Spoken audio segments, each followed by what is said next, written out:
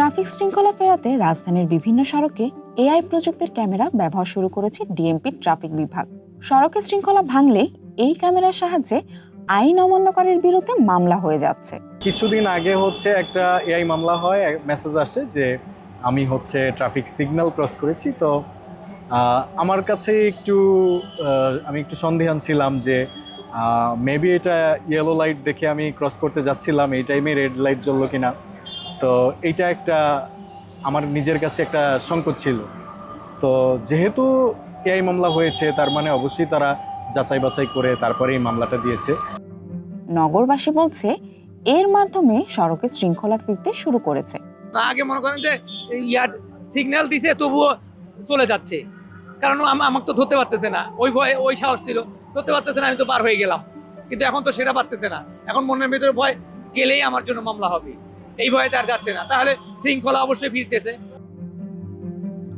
তবে এই ক্যামেরা ভুল করছে কিনা তা নিয়ে অনেকের সন্দেহ রয়েছে। আবার কেউ কেউ বলছেন তাদের কাছে আসছে ভুয়া মেসেজ।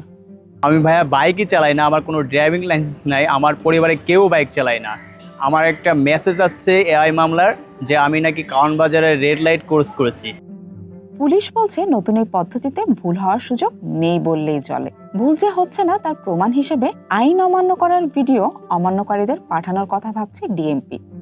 ভিডিও ফুটেজের ভিত্তিতে মামলা হতো, সুতরাং সেটা অস্বীকার করার কোনো সুযোগ নেই এবং তাকে প্রয়োজনে সেই ভিডিও ফুটেজ দেখানো যাবে। এবং আমাদের প্ল্যান আছে যে আমরা কিন্তু এই যে মেসেজ যেটা বললেন, যে একটু আগে বললেন যে অনেকেই ফেক মেসেজ পাচ্ছে, তো আমরা আমাদের তরফ থেকে কোনো এরকম কোনো মেসেজ দেওয়া হচ্ছে না। তো আমরা যখন মেসেজ দেওয়ার প্ল্যান আছে আমাদের, সেই মেসেজে কিন্তু আমরা শর্ট ভিডিও, তিনি যে ভায়োলেশনটা করছেন সেই ভায়োলেশনের একটা শর্ট, কয়েক সেকেন্ডের, হয়তো 10 থেকে 15 সেকেন্ডের একটা ভিডিও সাথে আমরা দিব সেই মেসেজের সাথে। সুতরাং এইখানে আসলে এই মামলাগুলির ক্ষেত্রে অন্তত সেই রকম ভুল বা উনি করেননি বা এই কাজটা করেননি বা উনি ওইখানে ছিলেন না, এই ধরনের কোনো কথা বলার সুযোগ নেই।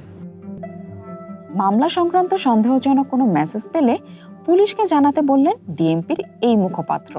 আমাদের আহ্বান থাকবে, যদি কেউ এই মেসেজগুলির কারণে যে কেউ যদি ক্ষতিগ্রস্ত হয়, তাহলে সেটা আসলেই আইনের দ্বারস্থ হওয়ার জন্য নিকটস্থ থানা এটা অভিযোগ দিলে সেটা নিয়ে কাজ করার সুবিধা হবে আইন শৃঙ্খলা বাহিনীর জন্য।